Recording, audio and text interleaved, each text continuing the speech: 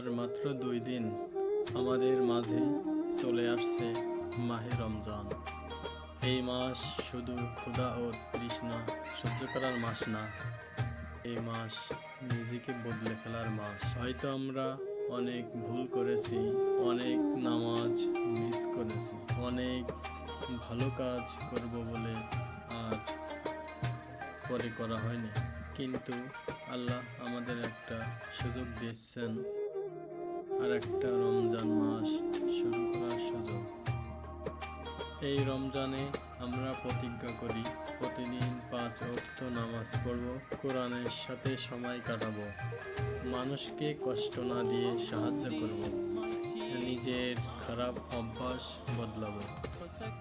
ছোট ছোট পরিবর্তনই বড় বড় পরিবর্তন এনে দেবে। কেউ জানি না এই রমজান আমাদের জীবনের শেষ রমজান কিনা।